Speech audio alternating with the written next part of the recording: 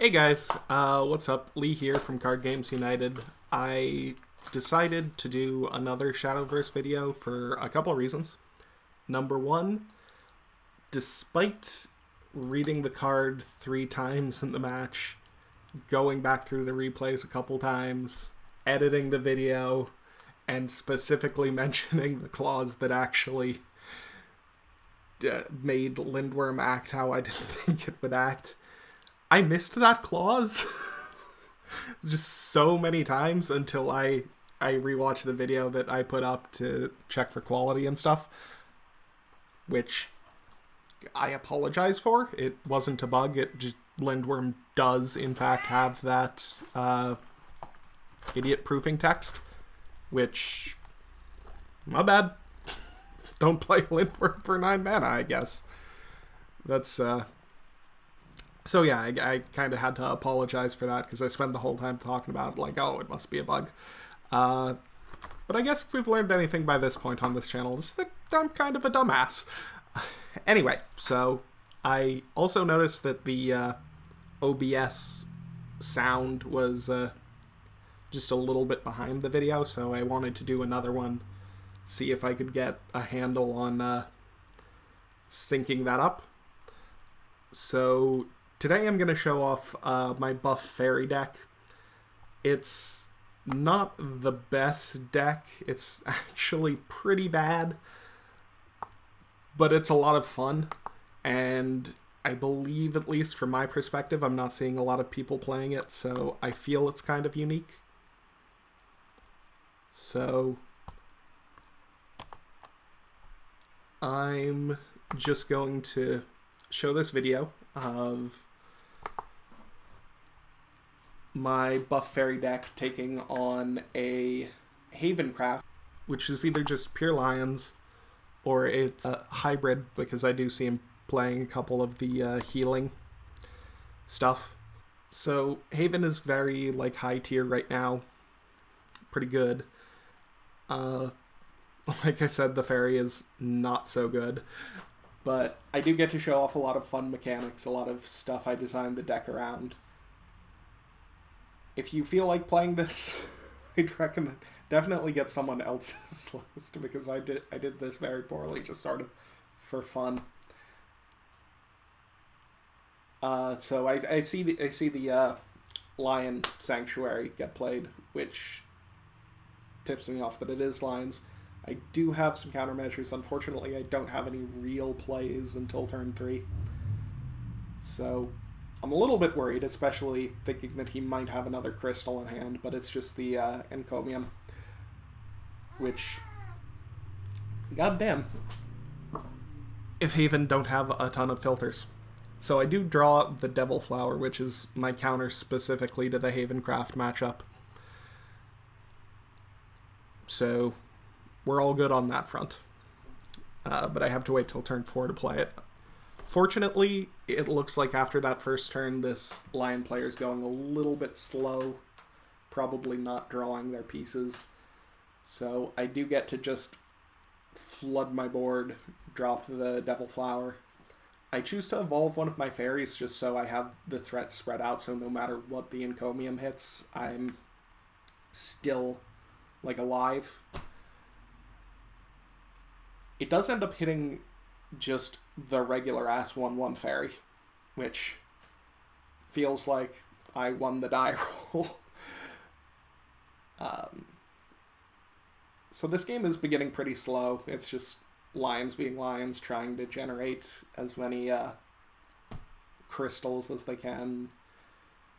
You can see this guy's got a ton of cycle in the deck, so he can dig for the lions. I just saw myself drop the legendary fighter. Like I said, I love memes. They make me happy. I have yet to get the legendary fighter OTK off, but, you know, got a ton of cheap amulets and spells. I figured, why the hell not? So this is the thing that confuses me. I see him play De La Phil instead of just, you know, trying to pump out some more lines. It does end up being annoying, but I'm not 100% on why it's in the deck. I decided to just drop the fighter just because I know I'm going to play a spell this turn, so I might as well just have something with Bane on board. And of course I get to start playing my fills. I think this is actually kind of a misplay. I think I probably should have played it on the flower so that he couldn't just take it out with a scripture if he had it in hand, which he doesn't end up having it in hand. But I still think that was kind of a misplay, but because they don't have Ancient Lion anymore. 6 of one, half a dozen of the other, I guess. He clearly had enough to wipe out my entire board no matter what I played. I guess in retrospect I was probably thinking, you know, it'll be able to trade with the 2/2 lions if he just starts playing them on board. So I get the Aperia out, who is sort of the highlight of at least this play style of the deck. Because the way I've built this deck, it can do a couple of different things, but one of my favorite things is just playing the Aperias, sitting behind the ambush and getting them to double attack. So my opponent does have the Noise, which is in there to specifically counter this sort of play style.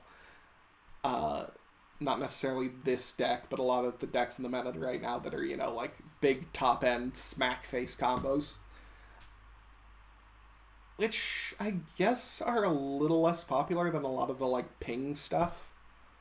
Because if I try to think of big decks in the meta, it's like Haven, both Tenko and Lions, which Lions is all about 4/4, 4/4, 4/4, storm, storm, storm. And Tenko's all about heal myself 10 times, ping for 2, ping for 2, ping for 2. There's also like mid-range sword, which just likes to bust out a huge board.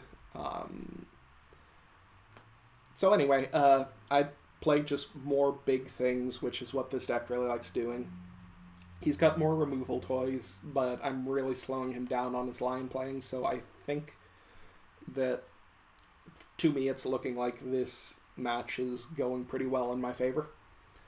I set up another Aperia, hoping he doesn't have another Noise, and I'll be able to trigger the double attack next turn with the boost from my amulets for game. He does end up having another Noise, so it doesn't really matter. And he's finally getting into his Holy Plate lines, but he's still 3 away from the Storm lines. So at this point, I'm just completely unworried. He does bust out a semi-threatening field, so I have to contest with that. I make a little bit of a misplay, I think, because I play the Fairy and the Fairy Saber and just trade everything instead of using the Airbound Barrage, which ends up winning me the game long term, but I'm not going to pretend I was smart enough to be like, aha, yes, I will definitely make that move. I also could have just double attacked with Aperia to face to do 6 instead of 3. Like I said, I do end up winning, so it's not a huge deal, but there are other ways I could have oriented that turn, namely using the Airbound on one of those amulets to get an extra draw. Still played it out.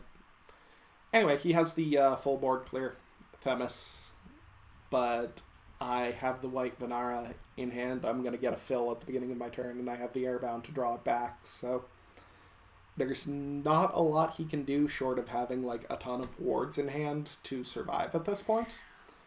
I've already seen him play out the Priestess, which is one of the few wards you do play in this version of the deck. So I'm pretty confident in just bouncing the white Vanara back and saying, hey, what you got? He ends up having nothing and just scooping. So I guess we'll never hear what I think of the other decks in the meta. Because I know there's at least one or two I forgot to mention.